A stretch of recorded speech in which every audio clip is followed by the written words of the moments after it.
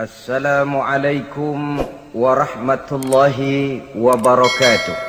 Waalaikumsalam warahmatullahi wabarakatuh. Bismillahi walhamdulillah, wassalatu wassalamu ala sayyidina rasulillah, sayyidina wa maulana Muhammad ibn Abdullah wa ala alihi wa sahbihi wa mawalah. أما بعد سبحانك لا علم لنا إلا ما علمتنا إنك أنت العليم الحكيم لا حول ولا قوة إلا بالله العلي العظيم. Saudara-saudara kaum muslimin rahimakumullah, kalimat sibuk adalah kalimat yang paling sering digunakan orang dalam kehidupan ini. Lebih sering lagi kalimat sibuk dijadikan kambing hitam dalam berbagai persoalan, termasuk dalam kehidupan beragama. Kadang-kadang kita bertanya kepada seseorang, kenapa tadi malam tidak hadir di pengajian? Jawabannya, sibuk. Kenapa Jumatan tidak kelihatan di masjid? Jawabannya, sibuk. Kenapa dalam peringatan hari keagamaan tidak kelihatan aktif? Jawabannya, sibuk. Kalau kita berbicara soal sibuk, siapa sesungguhnya orangnya dalam hidup ini yang tidak sibuk? Makin tinggi status sosial, akan makin tinggi pula tensi kesibukan yang kita hadapi. Masalahnya ialah kita yang bisa mengatur kesibukan atau malah kesibukan yang mengatur kita. Kalau kesibukan yang mengatur kita, insya Allah sampai tua sibuk terus. Tapi kalau kita bisa mengatur kesibukan, artinya dalam hidup ini ada semacam, bahasa kerennya, description of job. Ada semacam pengaturan waktu, ada semacam pembagian tugas di dalam kehidupan. Maka pada pertemuan kali ini kita akan berbicara tentang bagaimana mengatur waktu dalam hidup menurut contoh yang diberikan oleh Rasulullah sallallahu alaihi wasallam. Menurut riwayat dari Siti Aisyah radhiyallahu anha, adalah baginda Rasul membagi waktu dalam hidupnya itu menjadi 3 bagian. Sepertiga untuk Allah, sepertiga untuk tugas, sepertiga lagi untuk keluarga. Jadi ada waktu untuk Allah, ada waktu untuk tugas, ada waktu untuk keluarga. Bukankah dalam kehidupan ini kadang-kadang berlaku kepincangan dari tingkah seseorang? Ada orang yang seluruh waktunya cuma untuk Allah saja, tugas dilupakan, keluarga terlantar. Itu bukan orang yang terbaik. Ada orang yang waktunya habis cuma demi tugas saja, dari pagi sampai pagi lagi, kalau tidak di belakang meja ya rapat saja kerjanya. Allah dilupakan, sujud tidak sempat, keluarga terbengkalai. Itu juga bukan orang yang baik. Ada juga orang yang waktunya cuma untuk keluarga, kerjanya ngumpul saja. Seperti bahasa Inggris bilang, mangan ora mangan pokoknya ngumpul. Bermasyarakat tidak sempat, sujud tidak pernah, dengan kehidupan beragama jauh. Ini pun bukan orang yang terbaik. Orang yang baik ialah orang yang pandai mengatur waktu. Itu tadi cara baginda mengatur waktu dalam kehidupannya. Selanjutnya, bagaimana cara beliau mengisi waktu? Apa pengaruhnya dalam pribadi dan perjuangan beliau, dan apa hubungannya dengan kita? Mari kita lihat lebih jauh. Sepertiga dari waktunya adalah untuk Allah, artinya untuk beribadah kepada Allah. Bagaimana ibadahnya? Saudara-saudara, satu-satunya manusia yang dalam Al-Quran sudah mendapat jaminan ampun dari seluruh dosa yang pernah dikerjakan, cuma Rasulullah orangnya. Quran yang menjanjikan, liyaghfira lakallahu ma taqaddama min dzambika wa ma ta'akhkhar wahai Muhammad, dosamu yang dahulu, dosamu yang sekarang, dosamu yang akan datang kalau memang ada, seluruhnya sudah mendapat jaminan ampun dari Allah Subhanahu wa ta'ala. Orang yang nyata-nyata sudah mendapat jaminan ampun dari segala dosa ini, ibadahnya luar biasa. Luar biasa bagaimana? Sejarah menceritakan beliau kalau sholat malam sampai bengkak kakinya karena rajin sujud. Aisyah menceritakan, satu malam selesai sholat isya saya akan tidur. Saya lihat suami saya sedang sholat, maka saya pun tidur. Tengah malam saya terbangun dari tidur, saya lihat suami saya masih sholat juga. Saya tidur lagi. Menjelang sepertiga malam yang akhir saya bangun, saya lihat masih sholat juga. Saya hampiri beliau. Saya tanya setelah sholatnya usai, "Bang," kata Aisyah, "ada apa yang?" Kata baginda Rasul. Sebab beliau itu, jangan senyum kalau saya katakan yang di sini. Sebab beliau itu pandai sekali menyenangi hati istrinya. Panggilan kelihatannya sepele, tapi bisa menghidupkan keharmonisan dalam rumah tangga. Beliau apabila memanggil Siti Aisyah dengan kalimat Humaira, "Ya Humaira," wahai yang pipinya kemerah-merahan. Cantik sekali panggilannya untuk istrinya. Kita kadang-kadang terlalu jujur tapi nyakitin. Mentang-mentang bini hitam, kalau manggil bini hitam, sini lo. Jujur tapi nyakiti itu. Hadirin yang saya muliakan, baginda menjawab, "Ada apa ya? Abang ini kan dosanya sudah mendapat jaminan ampun dari Allah." "Iya, lalu gimana?" "Ya kalau ibadah jangan terlalu gitu-gitu benar." "Kenapa sih?" "Orang sudah dapat jaminan ampun itu kan mestinya tenang, aman. Ini malah seolah-olah beliau orang yang paling banyak mempunyai dosa. Tidak puas melaksanakan hanya sholat yang wajib ditambah dengan yang sunnah-sunnah." "Tidak usah gitu-gitu benar lah bang, sudah dapat jaminan ampun ini." Terhadap usul istrinya ini, apa jawab beliau? Sederhana tapi melambangkan sikap jiwa yang luhur. Beliau menjawab, "Aisyah, afala uhibbu an akuna abdan syakura?"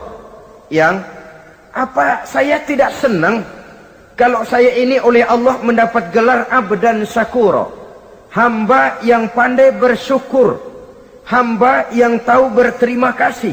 Makin diampuni, makin banyak sujud saya. Makin diampuni, makin banyak ibadah saya kepada Allah. Inilah prinsipnya. Saudara-saudara, oleh karena ibadahnya demikian rupa, Allah lalu dekat.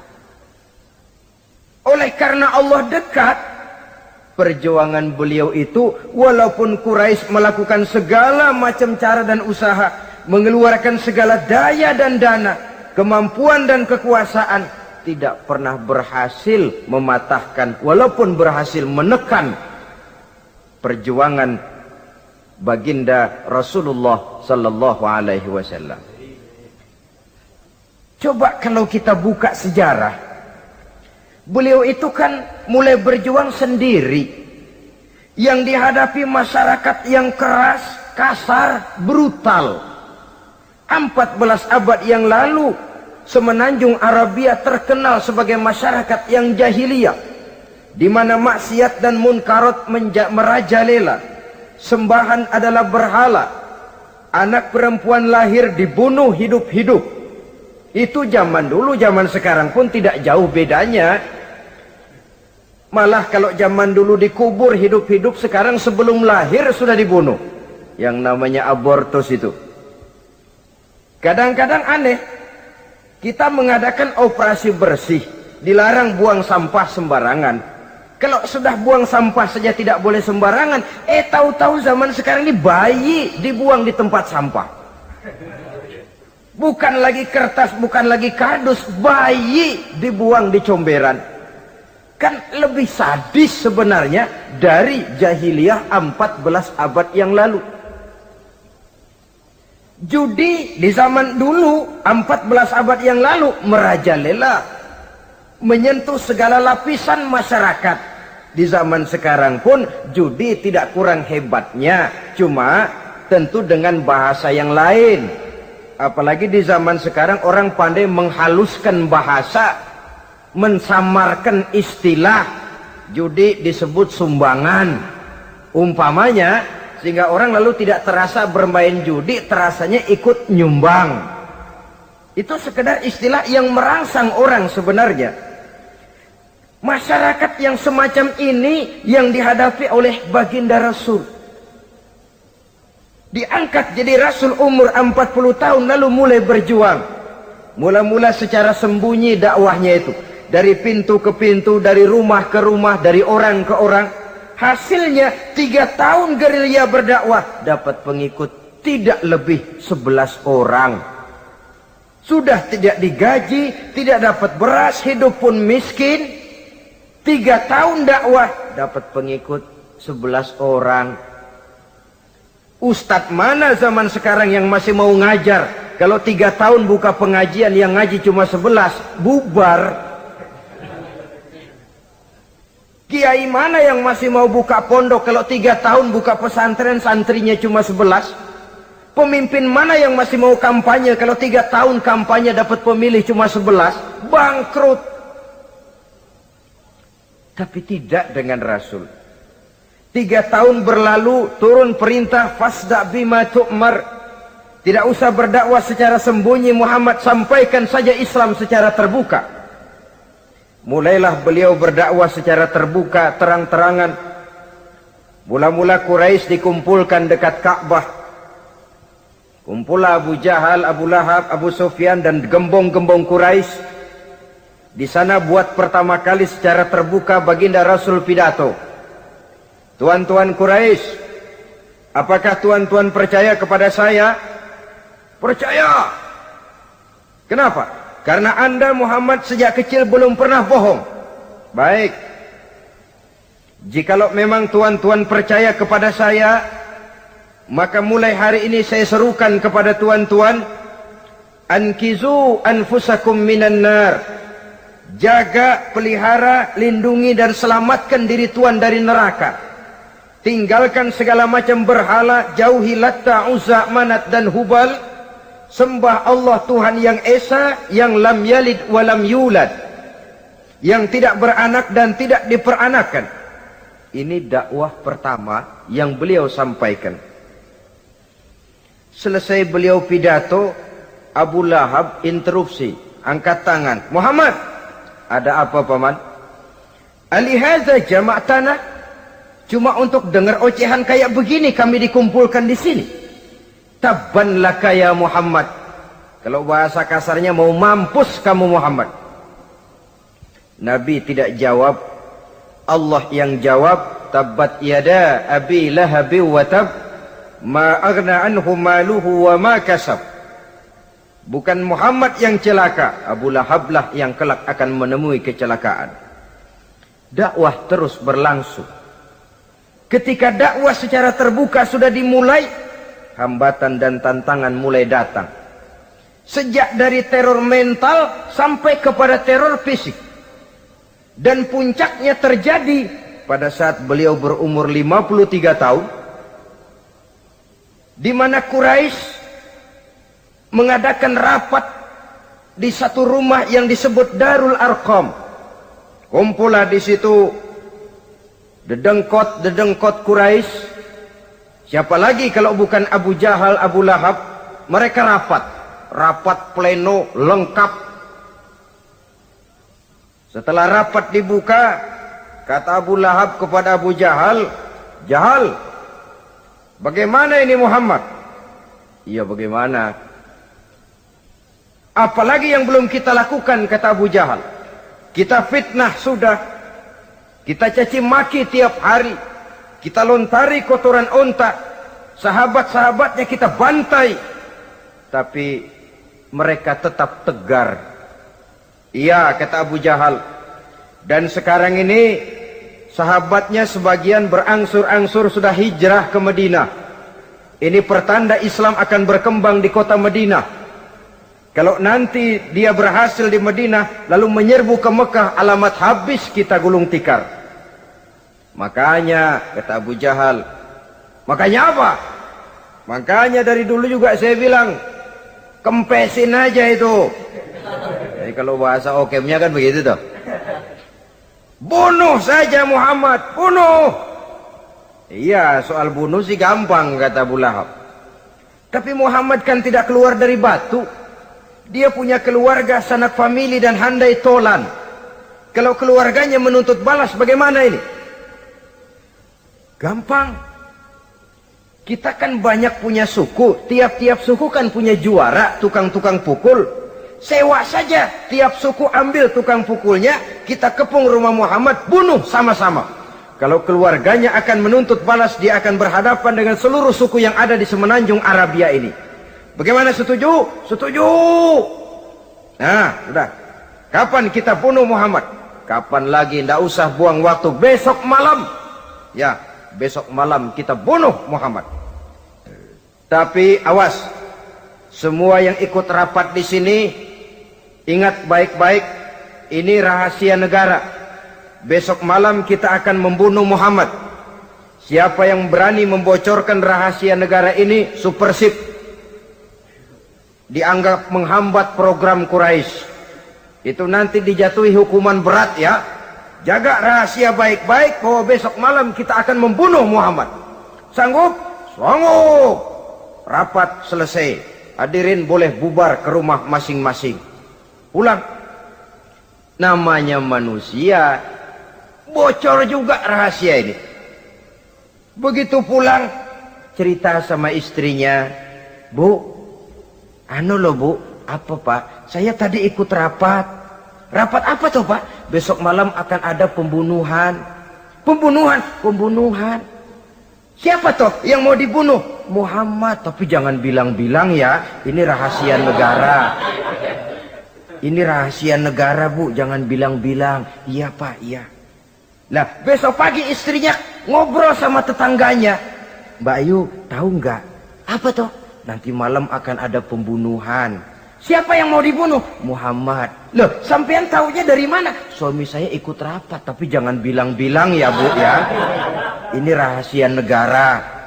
Jangan bilang-bilang. Nanti yang satu sampaikan lagi. Jangan bilang-bilang. Terus jangan bilang-bilang. Akhirnya berita tersebar. Sehingga pagi hari itu sebagian besar penduduk Mekah sudah tahu kalau nanti malam akan ada pembunuhan. Maka lepas zuhur, Mekah itu mulai tegang. Yang simpati, aduh kasihan Muhammad nanti malam akan dibunuh. Yang tidak senang, mampus biar dia rasain ntar malam. Saudara-saudara, begitu maghrib berbunyi sudah, udara mulai gelap, penduduk Mekah sudah kunci pintu seperti ada jam malam. Sepi, sesepi-sepinya. Tutup pintu, kunci, bukan tidur, ngintip dari dalam. Lepas jam 8 malam, makin tegang. Masing-masing penduduk ngintip dari pintunya. Sudah berangkat belum orang yang mau bunuh Muhammad? Sudah berangkat belum? Kira-kira jam 9 ini, tukang-tukang pukul lewat mau ngepung rumah Muhammad untuk membunuh beliau. Begitu masuk Mekah, penduduk sudah kunci pintu, tapi mereka tahu kalau semua ngintip. Wah, makin hebat ini yang pemuka Quraisy ini, tukang-tukang pukul ini. Jalannya dibuat gagah-gagah, barisnya dibuat hebat-hebat. Itu injekan tanahnya dalam baris dibuat kenceng-kenceng, brok, brok, brok, brok, kayak serdadu baris. Lewat dekat rumah penduduk pakai batuk lagi. Yang dari dalam ngintip makin ciut. Wah, ini dia yang mau bunuh Muhammad ini. Sampai di rumah Nabi, dikepung rumah Nabi, di pagar betis. Malam itu di dalam rumah cuma Nabi, Abu Bakar dan Ali bin Abi Thalib.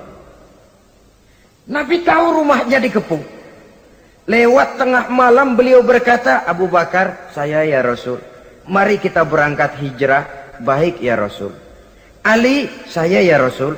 Kamu gantikan saya ya. Gantikan apa ya Rasul? Gantikan tidur di tempat tidur saya. Baik ya Rasul. Masya Allah. Sekali menggantikan mati. Tidur di tempat tidur Rasul pada malam rumahnya dikepung. Resikonya kan mati. Menggantikan mati. Lah kalau menggantikan lurah lumayan. Menggantikan mati. Dan Ali tahu persis resikonya. Dan beliau waktu itu masih muda dan beliau tidak nawar. Baik ya Rasul, saya akan tidur di sini, berangkatlah Tuan. Berangkat Rasul, ketika keluar dari pintu belakang rumah dikepung rapat. Terjadilah keajaiban yang Allah ceritakan, wa ja'alna min baini aydihim sadda wa min khalfihim sadda fa aghshaynahum fahum la yubsirun. Di muka, di belakang, di kiri kanan dibuatkan dinding oleh Allah, dibutakan mereka. Mereka tidak lihat kalau Muhammad keluar dari rumahnya. Siaga penuh, apel, mata melotot, Nabi lewat nggak kelihatan. Sampai Nabi kemudian menuju Gua Thur, 3 malam 2 hari di sana. Dari sana perjalanan dilanjutkan ke Madinah Al-Munawwarah. Allahu Akbar. Mengarungi gurun pasir yang gersang dan tandus, yang terbentang antara Mekah dan Madinah. Meninggalkan kampung halaman tempat di mana dilahirkan dan dibesarkan. Keluarga yang berbeda akidah terpaksa berpisah. Kok kuat? Kok bisa? Kok sanggup? Di mana rahasia kekuatannya? Beliau punya sandaran vertikal. Ibadahnya kepada Allah. Dengan bahasa kita sekarang, beliau punya backing. Backingnya tidak kepalang tanggung, yang serba maha. Maka saya mengajak kepada seluruh kaum muslimin, di zaman sekarang kan orang lagi main backing-backingan. Ya, nah, siapa yang punya backing punya jalu. Saya cuma mengajak, kalau mau cari backing jangan kepalang tanggung. Carilah backing yang serba maha. Maha gagah, maha tahu, maha adil, maha bijaksana, maha segala-galanya. Dan dialah Allah Subhanahu wa ta'ala. Saudara punya backing kolonel, tanggung. Nanti dia pensiun habis. Yang kolonel saja tanggung, apalagi yang kopral. Kalau mau cari backing, carilah backing yang serba maha, Allah Azza wa Jalla. Caranya tentu dekat kepadanya. Untuk dekat kepadanya melalui jalur yang sudah diatur olehnya, melalui Rasulullah Sallallahu Alaihi Wasallam, yaitu solat, ibadah. Makin tinggi nilai ibadah, makin dekat kita dengannya. Makin dekat dengannya, makin banyak fasilitas yang akan diberikan untuk kita. Saudara pegawai negeri ingin cepat naik golongan, itu caranya 2. Pertama, jam kantor disiplin. Jam 7 masuk. Jam 3 pulang. Kalau belum jam pulang, jangan pulang. Yang kedua, tambahan, di luar jam kantor sering-sering datang ke rumah kepala bagian. Apa malam minggu, apa hari minggu, apa bawa jeruk, apa pisang Ambon, kan begitu toh. Ini nanti kan kepala bagian kan nilai, karyawan saya yang satu ini jam kantornya disiplin, tambahan dia sering datang hari minggu di luar jam kantor bawa jeruk lagi. Ini mestinya belum naik, lah gua naikin dulu ke atas. Naik, saudara-saudara. Yang saya maksud apa? Itu zuhur, asar, maghrib, isya, subuh, jam kerja resmi itu. Jam kantor. Lah, ada kunjungan di luar jam kantor. Yang namanya tahajud, yang namanya hajat, yang namanya duha. Nanti kan Allah lihat, ini hambaku yang satu ini jam kantornya betul. Zuhur, asar, maghrib, isya, subuhnya tepat. Tambahan di luar jam kantor, dia sering menghadap kepadaku. Nah, hambaku ini aku angkat kau maqamam mahmuda, ke satu tempat yang terpuji. Kalau Allah yang ngangkat, satu negara orang mau rendahkan kita, kita akan tetap tinggi. Kalau Allah mau rendahkan, satu negara mau angkat kita, kalau memang dasar mesti nyungsap ke bawah. Inilah perlunya sandaran vertikal. Inilah perlunya kita mempunyai backing hanya kepada Allah. Pada waktunya orang akan sampai ke titik jenuh. Dalam kesunyian orang sering mempertanyakan eksistensi diri, mulai mempertanyakan hakikat keberadaannya. Di tengah kesibukan bisnisnya, di tengah kesibukan kerja dari rapat ke rapat, dari kantor ke kantor, dari tender ke tender, orang akan sampai kepada titik jenuh. Dikala itu dia memerlukan ketenangan, dikala itu dia memerlukan kedamaian, dikala itu dia mencari eksistensi diri. Sebenarnya hidup ini mau apa sih? Cuma sekedar menjalani hal-hal yang rutin saja, pergi pagi pulang sore, peras keringat banting tulang, atau ada tujuan yang lebih luhur daripada sekedar ini? Dikala itulah dia mulai mencari jalur untuk mendekatkan diri kepada Sang Pencipta. Dan tidak bisa ingin dekat dengan Allah, saudara, pakai aturan sendiri. Ingin dekat dengan gubernur harus ikut aturan yang ditetapkan oleh protokolnya gubernur. Ingin dekat dengan presiden, ya ikut jalur yang sudah disusun oleh protokolnya presiden. Ingin dekat dengan Allah, ya ikut jalur yang sudah diatur oleh Allah melalui Rasulnya. Apa itu? Ya diantaranya sholat, puasa, dan ketentuan-ketentuan ibadah yang lain. Tidak bisa dengan prinsip, yang penting kan hati baik, berjiwa bersih, akhlak luhur. Tidak usah sholat kalau hati baik sudah dekat dengan Allah. Oh, alangkah enaknya kalau begitu. Kalau dengan itu bisa dekat dengan Allah, rasanya Nabi Muhammad yang paling dulu berhenti sembahyang. Kenapa? Beliau orang yang hatinya paling baik. Beliau orang yang budinya paling luhur. Kalau budi luhur dan hati baik sudah menjamin untuk dekat dengan Allah, Nabi dulu berhenti sholat. Nyatanya tidak.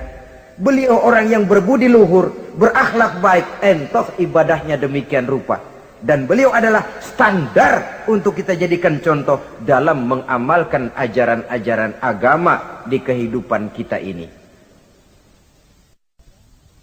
Saudara, itu tadi sepertiga waktu beliau untuk ibadah, untuk Allah. Sepertiga yang kedua dari waktu beliau adalah untuk tugas. Dalam hal ini, sebagai seorang Rasul, menyampaikan risalah Islam berhadapan dengan umat.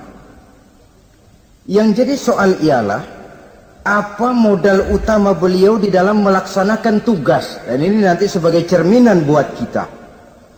Modal utamanya pertama adalah keteladanan, dan yang kedua adalah akhlak. Sekarang ini kita hampir nyaris mengalami berbagai macam krisis. Yang paling santer kita dengar adalah krisis wibawa. Ada pak guru dicegat muridnya di jalanan, dipukulin karena nggak naik kelas katanya. Nampaknya guru nggak lagi berwibawa. Di satu pihak mungkin karena si guru tidak bisa digugu dan ditiru. Di lain pihak juga murid tidak lagi mengenal arti rasa hormat kepada pak guru. Nah, kenapa krisis wibawa timbul? Karena tidak ada keteladanan. Adapun Rasul, wibawa beliau timbul di tengah umat karena keteladanan ini. Apapun yang beliau ajarkan kepada umat, beliau adalah pelaksana pertama. Dengan kata lain, satunya kata dan perbuatan. Ini yang sangat diperlukan di zaman kita sekarang. Bukan cuma sekedar simposium, muktamar, kongres, rapat besar dengan keputusan bertumpuk-tumpuk kertas di atas meja, tetapi tidak pernah terrealisir dalam kehidupan. Yang kita perlukan adalah satunya kata dan perbuatan, bahwa kalau itu yang diucapkan, itu yang diterapkan. Kalau itu yang diteorikan, itu yang dikerjakan. Keteladanan. Yang kedua, rahasia sukses beliau dalam melaksanakan tugas berhadapan dengan umat, akhlak. Beliau tidak menyampaikan Islam ini dengan kekerasan, tidak juga dengan bujuk rayu harta, Tidak pula dengan menakut-nakuti orang. Belum pernah kita baca dalam sejarah beliau teriak-teriak, awas yang tidak masuk Islam dipecat jadi orang Arab.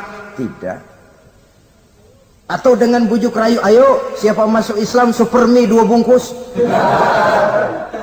Tidak. Sebab kebenaran tidak bisa dipupuk dengan materi. Kebenaran adalah soal keyakinan, dan keyakinan adalah soal batin.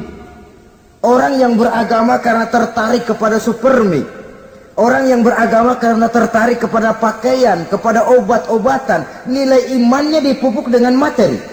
Dan usaha seperti itu sama saja dengan menegakkan benang basah. Dia percaya kepada sesuatu yang dia tidak mengerti. Dia yakin kepada sesuatu yang dia tidak tahu apa bentuk yang dia yakini itu. Alangkah malang dan kasihannya orang yang beragama seperti ini. Tidak demikian dengan Rasul. Islam ini adalah satu keyakinan. Keyakinan terhadap kebenaran hanya bisa ditegakkan dalam nurani manusia yang paling mendasar. Karena itu dia tidak bisa dipaksakan. Dan itu pula sebabnya Quran punya prinsip la ikraha fid din. Tidak ada paksaan dalam beragama. Mau Islam silahkan, tidak mau Islam silahkan. Allah tidak memaksa. Tapi ayat ini jangan disalah pakai. Tidak pernah sholat, ditanya orang, kamu kan Islam kok enggak sholat? La ikraha fid din dong. Salah pakai. Yang tidak ada paksaan dalam beragama itu untuk orang di luar Islam. Kepada tuan-tuan di luar Islam, la ikraha fid din, tidak ada paksaan masuk Islam. Tapi kalau sudah masuk ke dalam Islam, maka berlaku peraturan Islam. Contohnya begini saja, tidak ada paksaan masuk ke rumah saya. Itu toh. Mau masuk silahkan, tidak mau masuk tidak ada urusan. Tapi sekali saudara masuk ke rumah saya, saudara harus ikut tata tertib yang ada di dalam rumah saya. Kira-kira beragama itu begitu. Tidak ada paksaan masuk Islam. Tapi sekali saudara masuk Islam, maka berlaku peraturan Islam untuk kehidupan saudara. Jadi la ikraha fid din ini buat orang di luar garis. Allah tidak maksa-maksa orang mau masuk Islam mau tidak. Silahkan saja. Tapi ketika orang mendapat hidayah masuk ke dalam Islam, peraturan Islam berlaku dalam kehidupannya. Saudara hadirin kaum muslimin rahimakumullah. Akhlak. Mari kita lihat lebih jauh bagaimana sih akhlak beliau yang mulia itu. Allahu Akbar. Kalau orang berakhlak kepada teman itu sih biasa. Tapi berakhlak kepada musuh, ini yang luar biasa. Ini yang agaknya Allah saja memuji beliau. Wa innaka la'ala khuluqin azim. Engkau Muhammad benar-benar berada di atas budi pekerti yang luhur dan terpuji. Kalau saya baik kepada orang yang memang baik kepada saya, logis toh. Wajar, memang harusnya. Tapi berbuat baik kepada orang yang jahat terhadap saya, ini yang tidak setiap orang bisa. Nah, sebab itu saya tidak ingin menceritakan akhlak beliau kepada sahabat, namanya juga kepada sahabat. Saya akan kutip beberapa riwayat yang menceritakan bagaimana akhlak beliau kepada orang yang nyata-nyata memusuhinya. Berbagai riwayat menceritakan bagaimana beliau ketika di Taif dilontari orang dengan batu, yang melontari beliau malah mendapat doa, Allahumma hdi qaumi fa innahum la ya'lamun. Ya Allah, berikan hidayah, berikan petunjuk kepada mereka yang melontari saya dengan batu, karena mereka tidak tahu. Kalau saja mereka tahu, mereka tidak akan melontari saya dengan batu. Ya Allah, berikan hidayah kepada mereka. Padahal ketika itu malaikat Jibril menawarkan jasa. Muhammad, kalau kamu mau orang yang melontari kau dengan batu itu hancur, saat ini juga saya angkat Jabal Uhud, saya timpakan mereka biar mati semua. Mau Muhammad? Jangan Jibril, mereka tidak tahu. Kalau saja mereka tahu, mereka tidak akan melontari saya dengan batu. Lebih baik doakan mereka supaya mendapat hidayah dari Allah. dalam kondisi kepepet, dilontari dengan batu, malaikat Jibril datang menawarkan jasa. Beliau lebih memilih mendoakan orang yang berbuat jahat itu. Ya Allah, bukan main. Umumnya kita kan kalau lagi kepepet ada yang nolongin, girang bener. Andai kata kita yang jadi nabi, disambitin orang, datang malaikat Jibril nawarin, bagaimana sikat? Habisin aja dah.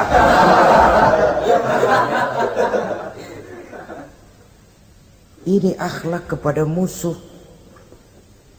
Ketika beliau selesai sholat zuhur, istirahat rebah-rebah, tidur-tiduran di bawah pohon kurma, datang orang kafir yang bernama Daksur yang sudah lama mengintip-ngintip, mencabut dan menghunus pedang. Muhammad, kalau ini saat saya tebas batang lehermu, siapa yang akan menolong engkau? Tidak ada. Yang akan menolong saya Daksur? Iya, Allah yang akan menolong saya. Mendengar Allah, Daksur gemetar, keringat dingin bercucuran, pedang jatuh ke bawah. Diambil oleh Rasul pedangnya, dibalikkan ke leher Daksur. Kalau sekarang saya yang tebas batang lehermu Daksur, siapa yang akan menolong kamu? Tidak ada ya Rasul, kecuali kalau kau mau memaafkan saya. Baik, ambillah kembali pedangmu, kau saya maafkan, dan jangan ulangi lagi perbuatan semacam ini. Lain saat beliau sedang tawaf, diikuti oleh seorang Quraisy kafir. Sambil tawaf, ini kafir Quraisy sudah bawa pisau. Dia pikir nanti di satu sudut yang agak gelap saya tikam Muhammad dari belakang, saya bunuh dia. Jadi kafir ini pura-pura ikut tawaf. Jahatnya orang kafir itu kan begitu, tawaf ya ikut pura-pura tawaf, ada kesempatan sikat dari belakang. Putaran pertama belum ada kesempatan, putaran kedua makin tegang. Pokoknya begitu tempat agak gelap, cabut pisau, hantam saja sudah Muhammad, biar mati sekali di sini. Dan Nabi tahu, oh ini asisten pribadi malaikat Jibril ngasih tahu tuh. Jadi malaikat Jibril memberitahu, awas Muhammad, itu di belakangmu orang cuma pura-pura tawaf. Dia bawa pisau mau bunuh kamu, hati-hati Muhammad, Roger ganti gitu.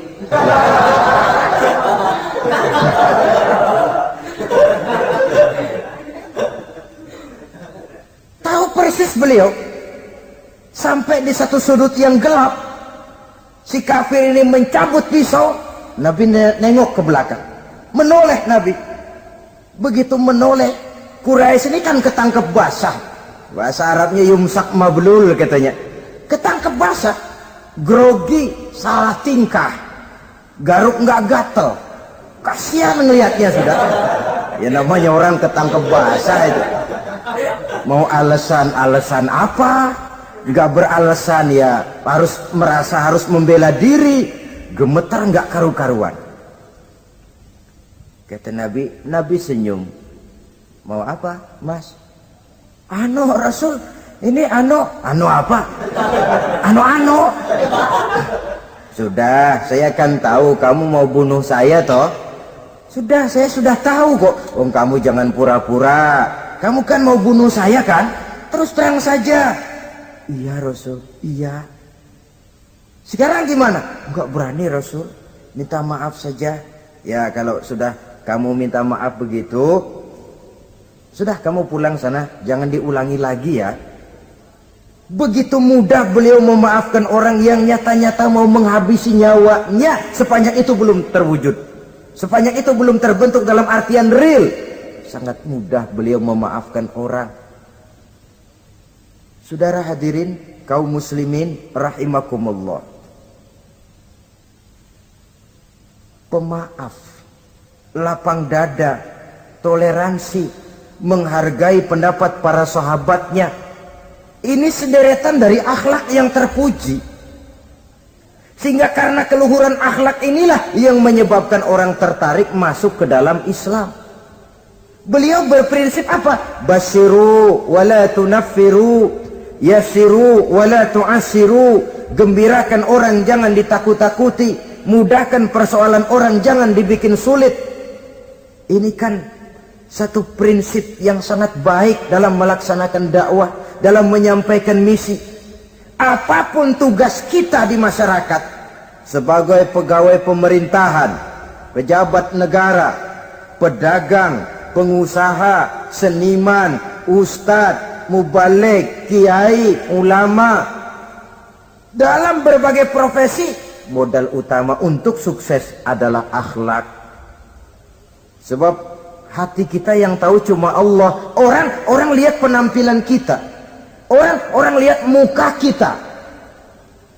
Sebab itu Nabi katakan, innakum la tas'una an-nasa bi amwalikum walakin yas'uhum minhum bastul wajhi wa husnul khuluqi. Kamu tidak akan bisa menarik simpati orang banyak dengan hartamu, tapi bisa kau tarik simpati orang banyak dengan akhlak yang baik dan muka yang senyum, muka yang enak dilihat. Orang kadang sering bilang, dia mah biar mukanya begitu hatinya baik. Iya, soal hati kita nggak tahu. Yang kita lihat pertama muka. Bagaimana gue mau ikut dia mukanya kayak batu kuburan?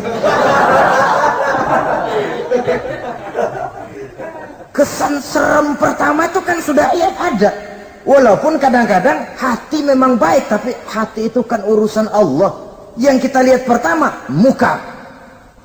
Ini barangkali nanti termasuk teori dalam psychology of salesman ya, bahwa sesuatu yang baik kalau dihidangkan dengan cara yang tidak baik, orang tidak akan tertarik.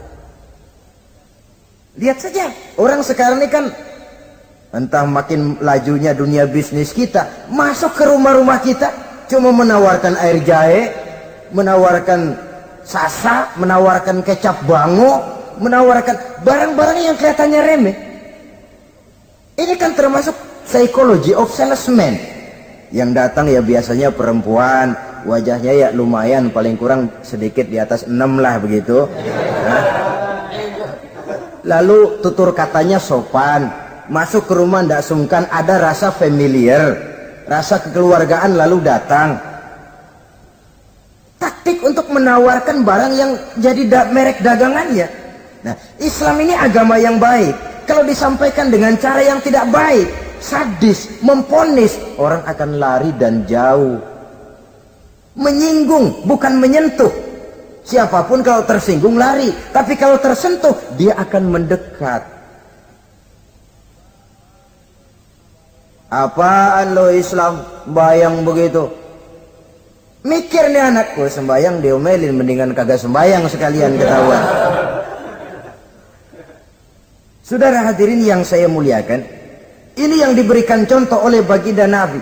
Apapun tugas kita, pedagang, utamakan akhlak, petani, utamakan akhlak, seniman, utamakan akhlak, mubaligh, utamakan akhlak, pejabat negara, utamakan akhlak, pelayan dan pengabdi masyarakat, utamakan akhlak. Saudara hadirin yang saya hormati, kaum muslimin yang berbahagia. Jadi untuk sukses di masyarakat, untuk sukses di tempat tugas, modal utama adalah akhlak. Dan ini yang dicantikan contoh dari Nabi kita Muhammad sallallahu alaihi wasallam. Sepertiga waktunya untuk tugas. Dalam menjalankan dan melaksanakan tugas sebagai seorang rasul, menyampaikan risalah Islam, berhadapan dengan umat, modal utamanya adalah akhlak. Demikian juga kita di masyarakat. Dan akhlak itu memang harus dibiasakan sejak kita kecil, sehingga dengan demikian nilai-nilai yang baik akan terus terbawa sampai di hari tua kita. Saudara-saudara, rasanya kehancuran satu bangsa dimanapun di dunia ini selalu dimulai dengan kehancuran akhlak daripada bangsa itu sendiri. Dan kehancuran akhlak itu bisa saja terjadi di tengah kemakmuran ekonomi, di tengah maju dan canggihnya teknologi. Kapan? Apabila pegangan orang kepada agama sudah lemah dan rapuh. Kita tengok di negara-negara di sebelah barat kita, kemajuan teknologi yang tidak diimbangi dengan kuatnya pegangan orang kepada agama telah melahirkan budaya-budaya yang merendahkan martabat manusia. Lahirlah kebudayaan hippies, lahirlah kebudayaan nudis, hidup serba bosan dengan ini dan itu karena segalanya sudah dimiliki. Rumah mentereng, jumlah kendaraan sejumlah keluarga, kapal pesiar di laut mewah, pesawat udara punya, setelah ini punya ini, ada semua ada, titik jenuh sampai. Mau apa semua ini? Akhirnya ingin hidup apa adanya, tidur di goa-goa, tidur di kaki-kaki gunung, tidur di hutan belantara, pakaian kumel. Itu hipis-hipis yang datang kemari, yang pakaiannya kumuh, tambelan, lepis belel. Padahal di kantongnya cek, travel cek, dolar. Lain hipis kita, emang benar-benar gembel.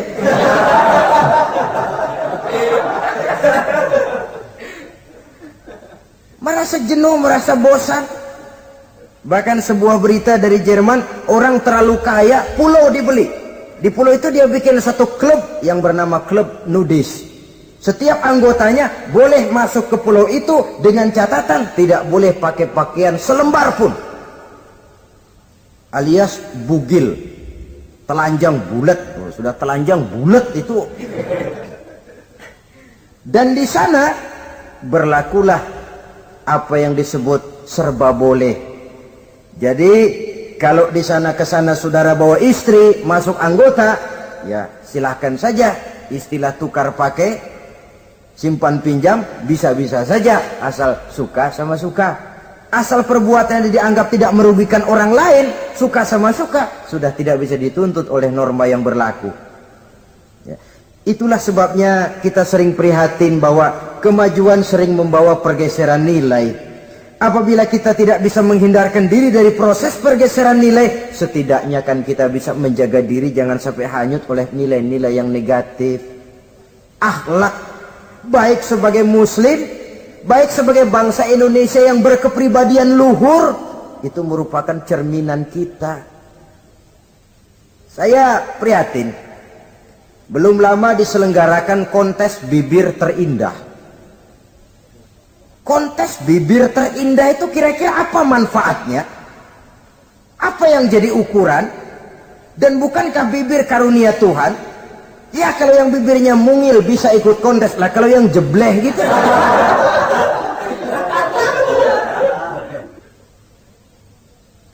Kontes bibir terindah masih hangat dibicarakan orang. Sudah muncul lagi kontes betis terindah. Nah kalau sudah bicara soal betis ini, kan yang terbayang oleh kita kira-kira ukurannya apa? Yang diukur itu apanya ya? Ya tentu betisnya itu. Nah paling celaka kalau betis-betis yang ikut itu nanti jadi milik panitia semua kan.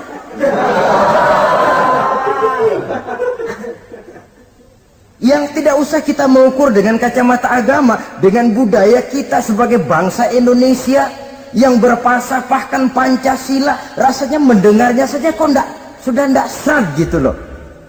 Ndak pas untuk ukuran kita sebagai bangsa yang berfalsafahkan Pancasila. Saudara-saudara kaum muslimin rahimakumullah.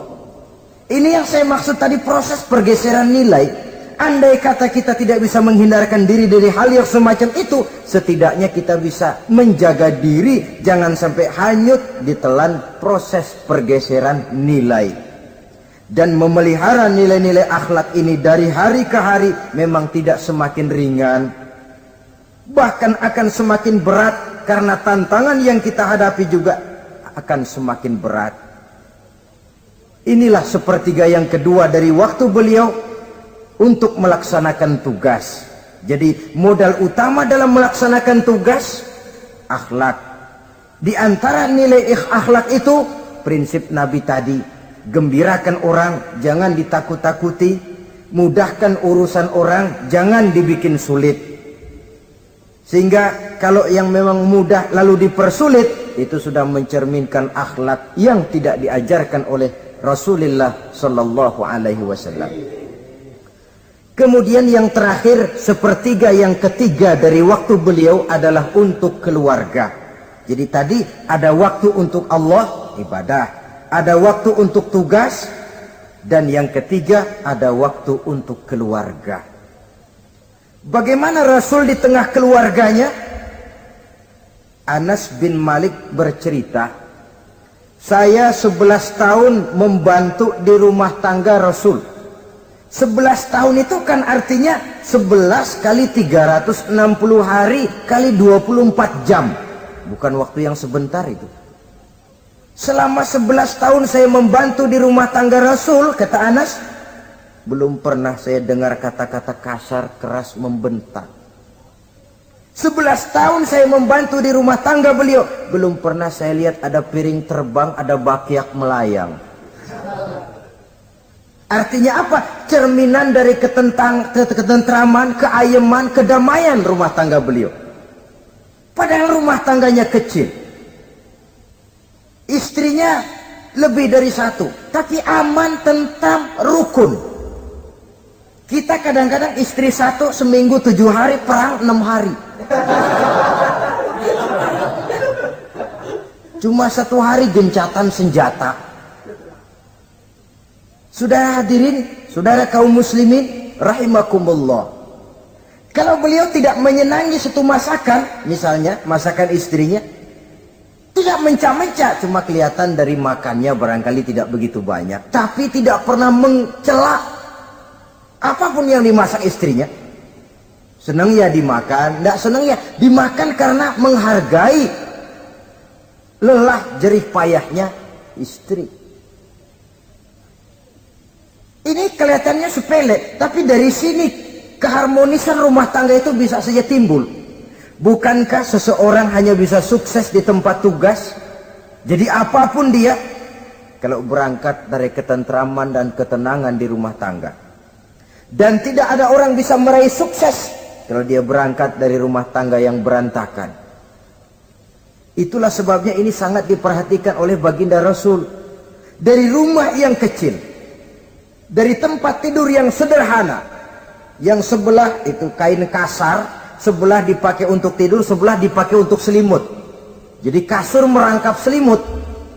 Allahu Akbar. Tapi dari rumah tangga yang semacam itu keluar ucapan baiti jannati, rumah tanggaku laksana surga bagiku. Di mana sih rahasianya? Karena rumah tangga beliau didirikan di atas ajaran agama. Agama membuat suami istri tahu hak dan tahu kewajiban. Kalau kewajiban dilaksanakan, hak diberikan, akan timbul saling pengertian.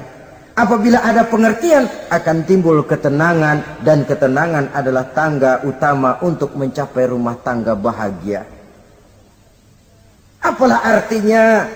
Seperti banyak istilah orang, rumah bertingkat, uang banyak berlipat-lipat, kendaraan serba mengkilat, istri pun cantik memikat, kadang-kadang jumlahnya 4, tapi tiap hari kiamat.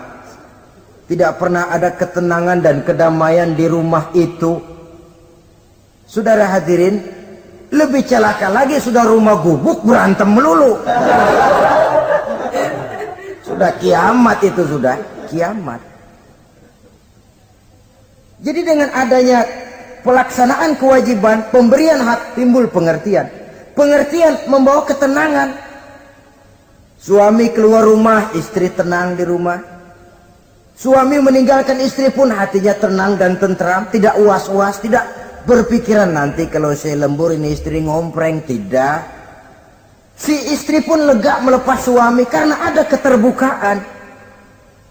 Ini kan menurut angket terakhir loh ya, yang diadakan oleh beberapa majalah di ibu kota ini, di ibu kota katanya, dari sejumlah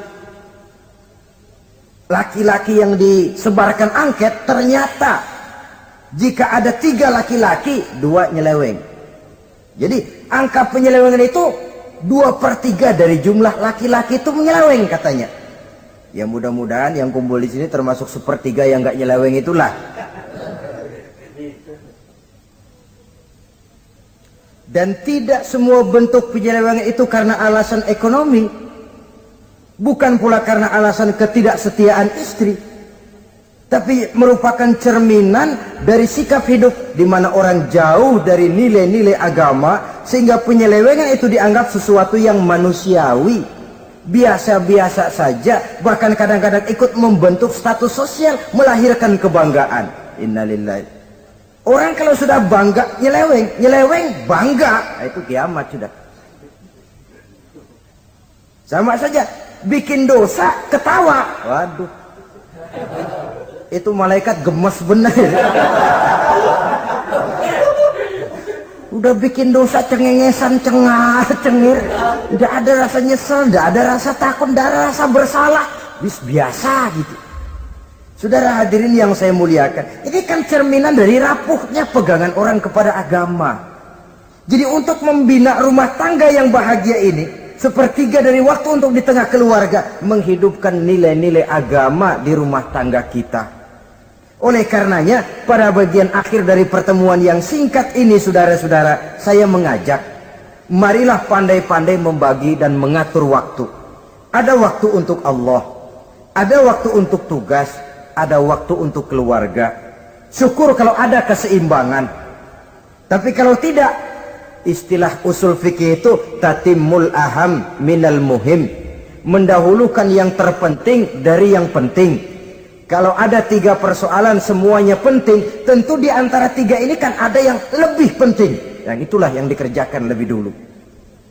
Dan ini tidak berarti bahwa penjatahan waktunya harus sama.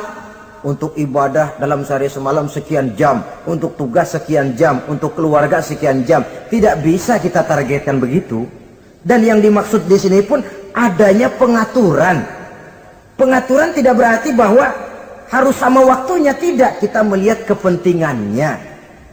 Saudara hadirin, sama saja di zaman sekarang, kalau dengan pembangunan kita ingin menciptakan pemerataan di kalangan rakyat, itu tidak berarti bahwa rakyat Indonesia ini standar ekonominya harus sama semua seperti yang dicita-citakan komunis. Tidak bisa.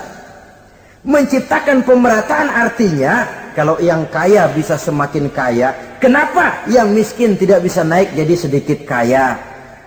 Dan artinya menciptakan kesempatan kepada setiap penduduk Indonesia untuk merubah tahap dan taraf kehidupannya. Demikian juga adanya pengaturan waktu. Bukan berarti untuk Allah sekian jam, keluarga sekian jam, tugas sekian jam. Sebab jam-jam ini sulit kita jatahkan. Kadang-kadang tugas, kadang-kadang keluarga, kadang-kadang ibadah kita sedang gandrung. Yang penting ada keseimbangan dalam cara kita mengatur waktu itu. Nah, saudara-saudara, demikianlah pertemuan dan pembicaraan kita kali ini. Terima kasih atas segala perhatian. Mohon maaf atas segala kekurangan. Usikum wa nafsi bitaqwallah. Wassalamualaikum warahmatullahi wabarakatuh.